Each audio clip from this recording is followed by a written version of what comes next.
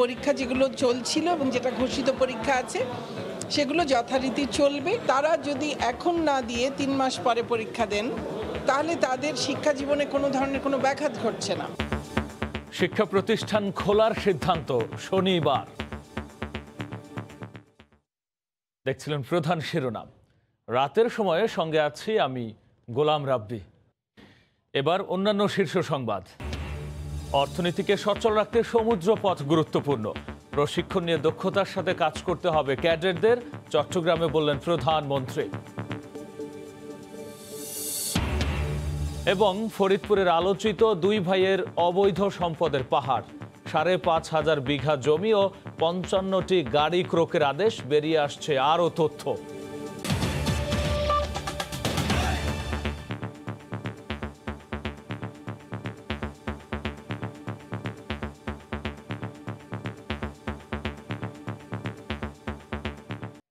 এদিকে বিশ্ববিদ্যালয় কর্তৃপক্ষ ও শিক্ষাবিদরা বলছেন, পরীক্ষা বন্ধের বিরোধিতা করে যে শিক্ষার্থীরা বিক্ষোভে নেমেছেন তাদের এই মনোভাব অযৌক্তিক।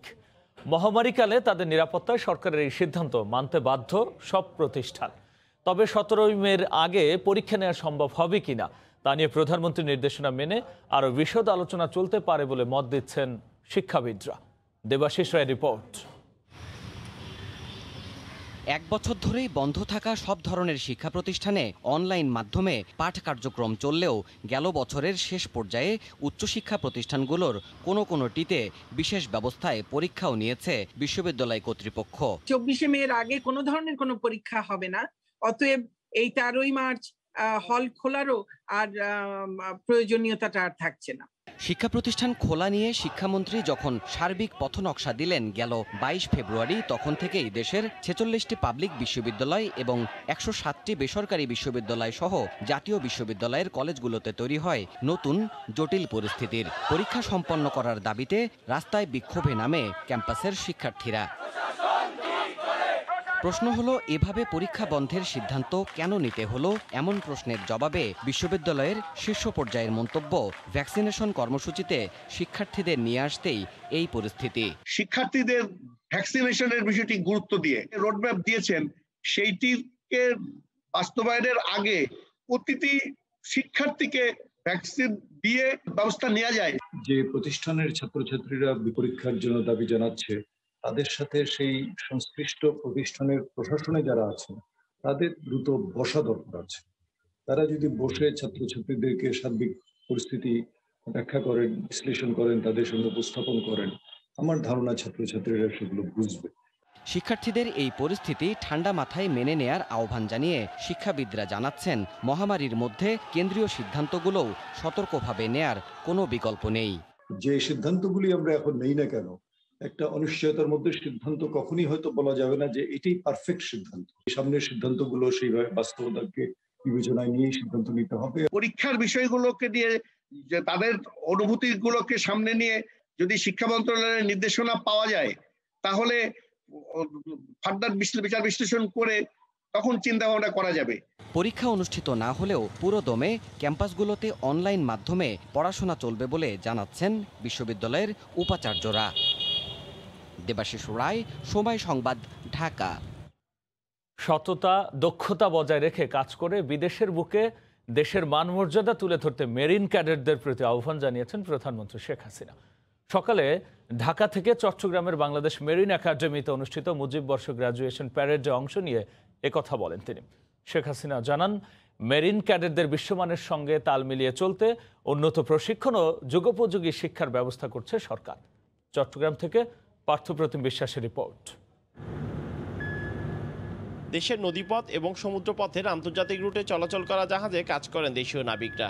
এসব কাজে দক্ষতার সাথে দায়িত্ব পালন করে রেমিটেন্স পাঠানো সহ বিদেশের মাটিতে সুনাম অর্জন করেছেন সমুদ্রগামী নাবিকরা।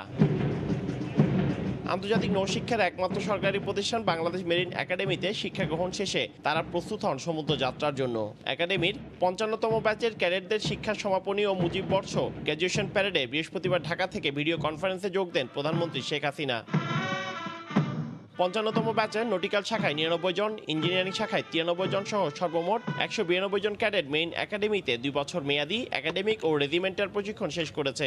সেরা প্রশিক্ষণার্থীদের প্রধানমন্ত্রীর পক্ষে পদক তুলে দেন নৌপরিবহন প্রতিমন্ত্রী শেখ হাসিনা। বলেন, অর্থনীতিকে সচল রাখতে সমুদ্রপথ সবচেয়ে গুরুত্বপূর্ণ। উপযুক্ত প্রশিক্ষণ নিয়ে দক্ষতার সাথে ক্যাডেটদের কাজ করতে হবে।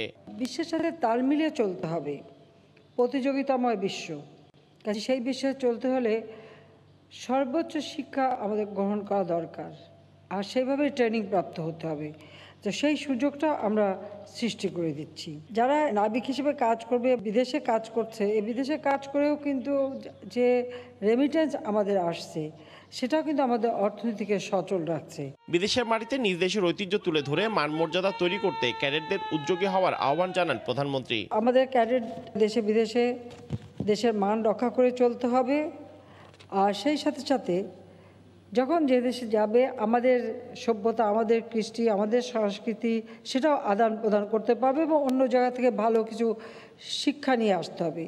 নিজ দায়িত্ব সততা, দক্ষতা ও কর্তব্যনিষ্ঠার সাথে পালন করতে হবে। 55তম ব্যাচে নারীসহ মেরিন একাডেমির 192 ক্যাডেট প্রশিক্ষণ শেষ করে এখন পেশাগত জীবনে প্রবেশের অপেক্ষায়। বাংলাদেশ মেরিন একাডেমির 192 জন ক্যাডেট একাডেমিক ও রেজিমেন্টাল প্রশিক্ষণ সম্পন্ন করেছে। এখন দেশি বিদেশি বিভিন্ন প্রতিষ্ঠানে যোগদান করে দেশের মান উজ্জ্বল করবে এই প্রত্যাশা সকলের। চট্টগ্রামের মেরিন একাডেমি থেকে পার্থপ্রতিম বিশ্বাস, সময় সংবাদ। ফরিদপুরের আলোচিত 2 ভাইয়ের সম্পত্তির পরিমাণ কত? আদালত তাদের 5,500 বিঘার বেশি সম্পত্তি ক্রোকের আদেশ দেওয়ার পর এমন প্রশ্ন উঠেছে। এছাড়াও 188 ব্যাংক হিসাবের 10.25 কোটি টাকা এবং বাস, ট্রাক, মাইক্রোবাস, প্রাইভেট কার সহ 55টি গাড়ি জব্দের নির্দেশ দেওয়া হয়েছে। রাষ্ট্রপক্ষের আইনজীবীরা বলছেন, অবৈধভাবে সম্পদ অর্জন করেন ওই 2 ভাই। অভিযোগ প্রমাণিত হলে সম্পদ বাজেয়াপ্ত সহ জেল হতে পারে 12 বছর। এদিকে বিভিন্ন জনের নামে কেনা পিকে হালদারের প্রায় 1,000 কোটি টাকা মূল্যের 7,080% জমি আদালতের নির্দেশে জব্দ করেছে দুদক। কথিত আছে, ফরিদপুর শহর আওয়ামী লীগের বহিষ্কৃত সাধারণ সম্পাদক সাজ্জাদ হোসেন বরকত ও তার ভাই ইমতিয়াজ হাসান রুবেল প্রায় 12,500 বিঘা জমি দখল করেছেন। হাতুড়ি, হেলমেট বাহিনী গঠন করে সন্ত্রাসী কার্যক্রম ও জোর জবরদস্তি করে চর দখলের মতো জমি দখল করেন তারা। 2,000 কোটি টাকা পাচারের মামলায় বর্তমানে কারাগারে আছেন এই 2 ভাই। বৃহস্পতিবার এই 2 জনের 5,706 বিঘা জমি, 10 কোটি টাকা ও 55টি গাড়ি জব্দের আদেশ দিলেন আদালত। রাষ্ট্রপক্ষের আইনজীবী বলছেন, অবৈধ উপায়ে এসব সম্পত্তির পাহাড় গড়েছেন বরকত রুবেল। এগুলো সব সে অবৈধভাবে তারা ইনকাম করেছে এবং এইগুলো সে তারা মানি লন্ডারিংয়ের মাধ্যমে তারা বিভিন্নভাবে পাচার করছে, বিভিন্নভাবে করে এনেছে এবং যার মধ্যে অবৈধভাবে এই জমিগুলো, অবৈধ পয়সা এই জমিগুলো ক্রয় করেছে এবং ব্যাংক অ্যাকাউন্টে তাদের এতগুলো টাকা আছে, গাড়ি ক্রয় করেছে।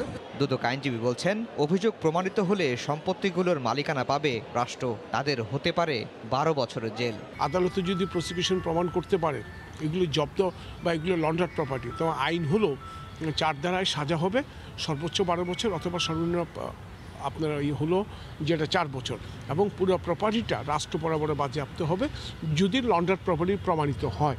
গত বছরের 26 জন অর্থ পাচারের অভিযোগে ঢাকার কাফরুল থানায় বরকত ও রুবেলের বিরুদ্ধে মামলাটি করে সিআইডি। আফজাল হোসেন, সময় সংবাদ, ঢাকা। বাড়িতে শুয়ে বসে তোলেন বেতনের টাকা, যদিও খাতা কলমে রেলের নিরাপত্তা দিচ্ছেন তারাই। রেলওয়ের নিরাপত্তা বাহিনীর ঢাকা বিভাগে ঘটছে এমন তুঘলুকি কাণ্ড, যা রেলওয়ে নিরাপত্তা বাহিনীতে ভগবান ডিউটি নামে পরিচিত। অভিযোগ রয়েছে, বড়বাবুদের ম্যানেজ করে সারা দেশেই এভাবে বেতন তুলছেন 3 শতাধিক RNB সদস্য। যদিও এ বিষয়ে ক্যামেরার সামনে সংশ্লিষ্টদের কেউ কথা বলতে রাজি হননি। নাজমুস সালেহ রিপোর্ট।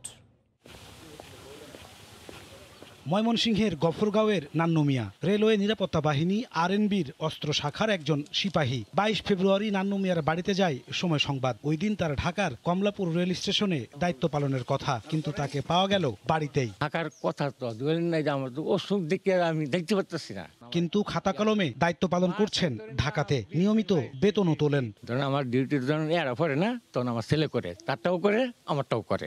গাজীপুরের কাপাসিয়ার মোবারক হোসেন, তিনিও অস্ত্র শাখার সিপাহী। তথ্য বলছে বছরে 6 মাসই বাসায় থাকেন তিনি। ওনার বাড়ি আমরা একসাথে কাজ করতেছিলাম, আমার কাছ থেকে চলে গেছে।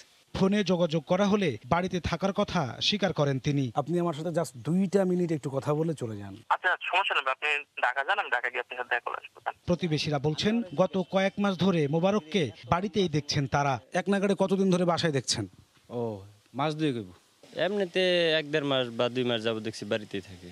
প্রতি মাসে 7 থেকে 8,000 টাকা ঘুষের বিনিময়ে সিপাহী আর হাবিলদারদের এই অনিয়মের ব্যবস্থা করে দেন ইনচার্জরা। শুধু কমলাপুরে আছেন এমন অন্তত 40 জন। এই ব্যাপারে ক্যামেরার সামনে কথা বলতে রাজি হননি কমলাপুর অস্ত্র শাখার ইনচার্জ জিহাদুল ইসলাম। টাকা দিয়ে ম্যানেজ করে আমি আপনার সাথে কথা বলবো, ভাবছেন আপনি শুনেন না। এসব অনিয়মের তদন্ত করে ব্যবস্থা নেওয়ার আশ্বাস দেন ঢাকা কমান্ড্যান্ট। সারা দেশে 2,700 আরএনবি সদস্যের মধ্যে বছর ধরে এমন ডিউটিতে থাকেন অন্তত 300 জন। নাজমুস সালিহি, সময় সংবাদ, ঢাকা। ভয় আর শঙ্কা কাটিয়ে টিকা এখন প্রয়োজন হয়ে দাঁড়িয়েছে সাধারণ মানুষের কাছে। এখনো পর্যন্ত সারা দেশে প্রায় 27 লাখ মানুষ করোনার টিকা গ্রহণ করেছেন। প্রতিদিনই বাড়ছে এমন টিকা গ্রহীতার সংখ্যা। দেশে 26 জনকে দিয়ে শুরু হওয়া ভ্যাকসিন কার্যক্রমে এখন পর্যন্ত প্রায় 27 লাখ মানুষ যুক্ত হয়েছেন। টিকা কেন্দ্রের এই চিত্রই বলে দেয় ভ্যাকসিন নিয়ে সব কল্পনার অবসান হয়েছে সাধারণের মনে। রাজধানীর বিভিন্ন কেন্দ্রে 16তম দিনে সকাল থেকে ভিড় ছিল টিকা নিতে আসা সাধারণ মানুষের। প্রতি কেন্দ্রে নারী পুরুষের একাধিক বুথ থাকায় স্বাচ্ছন্দ্যে টিকা নিয়েছেন মানুষ। যখন ওনারা পুশ করলো, এত সফট হ্যান্ডে পুশ করলো, আমি টেরই পাই নাই যে এইটা অলরেডি পুশ হয়ে গেছে। এত সুন্দরভাবে অর্গানাইজ করা, এত নিট অ্যান্ড ক্লিন, এটা আমার কাছে খুব ভালো লেগেছে। সবকিছু ওভারটেক করে আমরা এই টিকাটা যে নিলাম, আমি মনে করি যে সবার নেওয়া উচিত, কোনো সংশয় না রেখে। নো মাস নো সার্ভিস ব্যাপারটি অনেক দিনই থাকা উচিত, যতক্ষণ না পর্যন্ত এটার টোটালি কিউর না হয়। যারা সুরক্ষা অ্যাপের মাধ্যমে রেজিস্ট্রেশন করে মুঠোফোনে বার্তা পেয়েছেন, তারাই টিকা পাচ্ছেন কেন্দ্রগুলোতে। প্রতিদিনই প্রায় 900-এর উপরে আমাদেরকে ভ্যাকসিন দিতে হচ্ছে। এখন দায়িত্ব থেকে মানুষজন নিতে আসছেন। মানুষজনের যে চিন্তাভাবনা যে হ্যাঁ ভ্যাকসিন নিলে কোনো ধরনের পার্শ্ব প্রতিক্রিয়া হচ্ছে না, যেটা সাধারণত চিন্তা করা হয় যে বড় কোনো পার্শ্ব প্রতিক্রিয়া, যে গুজব সৃষ্টি হয়েছিল ভ্যাকসিনের প্রাথমিক পর্যায়ে মিডিয়ার কারণে, যে গুজবটি আমরা কাটিয়ে উঠতে পেরেছি। টিকা নিতে আগ্রহী এখন পর্যন্ত প্রায় 39 লাখ মানুষ অনলাইনে নিবন্ধন করেছেন। তোহা খান তামিম, সময় সংবাদ, ঢাকা। ইউরোপেও ভ্যাকসিন কর্মসূচি চলছে। সেখানকার সামগ্রিক করোনা পরিস্থিতির সবশেষ খবর জানাতে এই মুহূর্তে জার্মানির বার্লিনে আছেন সহকর্মী বিট্টু বড়ুয়া। সরাসরি যুক্ত হচ্ছে তার সঙ্গে। বিট্টু। রাব্বি, আপনাকে অসংখ্য ধন্যবাদ। জার্মানি জুড়েই যে ব্রিটেনের নতুন ধরনের করোনা B.1.1.7 যেমন আতঙ্ক ছড়াচ্ছে, ঠিক তেমনি আসলে সাউথ আফ্রিকা থেকে নতুন ধরনের করোনা এই মুহূর্তে জার্মানির অঙ্গরাজ্য জার্লান্ড কিংবা রাইনল্যান্ড ফালসের এই জায়গাগুলোতে আসলে প্রচন্ড পরিমাণে ছড়িয়ে যাওয়ার আশঙ্কায় আসলে ফ্রান্স কিন্তু জার্মানির যে সীমান্ত সেই জায়গাটাতে, সেই দুটো অঙ্গরাজ্যের সীমান্তে কিন্তু বিশেষ কড়াকড়ি আরোপ করেছে। বিশেষ করে যাদের নেগেটিভ সার্টিফিকেট নাই, যারা ভ্রমণে যেতে চাচ্ছেন, তাদেরকে কিন্তু অবশ্যই করোনার নেগেটিভ সার্টিফিকেট কিন্তু অবশ্যই সীমান্তবর্তী যারা আইন শৃঙ্খলা রক্ষাকারী বাহিনী আছেন তাদেরকে দেখাতে হবে। এবং সেই সাথে যারা আসলে আশেপাশের যেসব অঞ্চলে কাজ করছেন কিংবা যারা কর্মক্ষেত্রে আসলে আসা যাওয়া করছেন প্রতিদিন, তাদেরকে আসলে এই ধরনের সার্টিফিকেট দেখাতে না হলেও তাদেরকে কিন্তু পরীক্ষা নিরীক্ষার মাধ্যমেই কিন্তু সীমান্ত ছেড়ে দেওয়া হচ্ছে। এই বিষয়টি কিন্তু ইতিমধ্যে আসলে ক্লেমেন্ট বেনাউ, তিনি ইউরোপীয় মিনিস্টার ফ্রান্সের, তিনি কিন্তু আসলে বিশেষভাবে যত্ন সহকারে বিষয়টি দেখার জন্য বলেছেন। সেক্ষেত্রে কিন্তু জার্মানির যে দুটি অঙ্গরাজ্যের কথা বলেছি, জার্লান্ড এবং রাইনল্যান্ড ফালসের যে মিনিস্টার প্রেসিডেন্ট, তারা দুজনেই কিন্তু বিষয়টি নিয়ে আসলে বেশ তীক্ষ্ণ নজর রাখছেন। বিশেষ করে মালু ড্রায়ার এবং টম হান্স, তিনি কিন্তু এই দুজনেই কিন্তু আসলে বিষয়টির দিকে এতটাই যত্ন রাখছেন যে আসলে জার্মানির এই করোনার যে পরিস্থিতি, বিশেষ করে সাউথ আফ্রিকার যে B.1.351 এই করোনার ভাইরাসটি যাতে ব্যাপকভাবে ছড়িয়ে না পড়ে সে কারণে কিন্তু জোর দেওয়া হচ্ছে। সে কারণে কিন্তু জার্মানি জুড়ে গত 24 ঘন্টায় কিন্তু করোনার যে সংক্রমণ সেটি কিন্তু এখনো পর্যন্ত একটুখানি কম আছে। 450 জনের মতো 24 ঘন্টায় কিন্তু সংক্রমণের যে মাত্রা ছিল তার মধ্যে দিয়ে তারা মৃত্যুবরণ করেছে এবং 24 ঘন্টায় কিন্তু 10,000-এরও কিছু বেশি মানুষ কিন্তু সংক্রমিত হয়েছেন। তবে সংক্রমণের যে সংখ্যা সেটি কিন্তু ধীরে ধীরে কমে আসছে এবং ইতিমধ্যে কিন্তু যে করোনার টিকা নেয়ার যে প্রক্রিয়া সেটি কিন্তু অব্যাহত রয়েছে এবং এখন পর্যন্ত আসলে প্রায় 37 লক্ষ মানুষকে কিন্তু প্রথম ডোজ দেওয়া হয়েছে এবং এখন পর্যন্ত আসলে 20 লক্ষেরও বেশি মানুষকে দ্বিতীয় ডোজের দেওয়া হয়েছে। যারা প্রথম ডোজ পেয়েছেন তারাও কিন্তু এই দ্বিতীয় ডোজ পেয়েছেন এবং করোনার এই যে টিকা নেওয়ার প্রক্রিয়াটা সেটি কিন্তু চলমান রয়েছে এবং বায়োএনটেক, ফাইজার এবং মডার্নার টিকা নেয়ার প্রক্রিয়াটা কিন্তু একটু বেশি এবং অ্যাস্ট্রাজেনেকা এই তৃতীয় ধাপের যে নেয়ার প্রক্রিয়াটা সেটি কিন্তু অব্যাহত রয়েছে। রাব্বি, জার্মানির বার্লিন থেকে যুক্ত হয়েছিলেন সহকর্মী বিটু বড়ুয়া।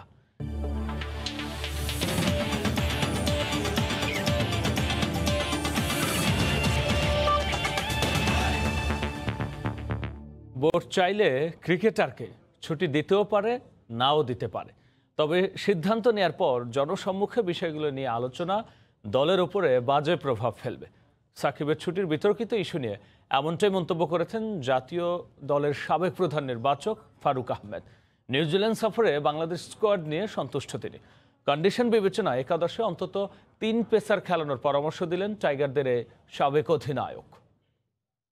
যদি আপনি মনে করেন হয় ছুটি দিবেন, আর ছুটি দিলে কিন্তু আপনি এটা অ্যাডজাস্ট করে ফেলা দরকার আমার মনে হয়। তারপরে অনেক কথা, এটা কিন্তু টিমের জন্য খুব ভালো একটা বার্তা দেয় না, কিন্তু আসলে আরও বেশি বিতর্কের জন্ম দেয়। আমরা দেখেছি ছুটি দেওয়ার পরেও 2 পার্টি মানে বেশি খুশি না। সো এইটা কিন্তু আসলে জনসম্মুখে আসা আমি এই ব্যাপারটা খুব ভালোভাবে দেখি না। আপনি যদি 3 সিমার খেলেন আর অ্যাডিশনাল আরেকটা সিমারও কিন্তু খেলতে পারে, সেটা কম্বিনেশনটা হবে হয় 2 সিমার, একজন অলরাউন্ডার সিমার, অথবা যেটা বাংলাদেশে কি দেখি আমি স্পিনিং অলরাউন্ডার দেখি খেলে, এখানে সুইমিং অলরাউন্ডার বেশি প্রেফারেন্স পাবে বিকজ অফ দ্য উইকেট। এ পর্যায়ে শীর্ষ সংবাদ জানিয়ে দিচ্ছে আরও একবার। আলটিমেটাম দিয়ে বিশ্ববিদ্যালয় শিক্ষার্থীদের বিক্ষোভ স্থগিত। পরীক্ষা ঈদের পর হবে না সেশন জট, জানালেন শিক্ষামন্ত্রী। শিক্ষা প্রতিষ্ঠান খোলার সিদ্ধান্ত শনিবার। এবং অর্থনীতিকে সচল রাখতে সমুদ্রপথ গুরুত্বপূর্ণ, প্রশিক্ষণ নিয়ে দক্ষতার সাথে কাজ করতে হবে ক্যাডেটদের, চট্টগ্রামে বললেন প্রধানমন্ত্রী। এই ছিল রাতের সময়, সঙ্গে থাকুন সময়।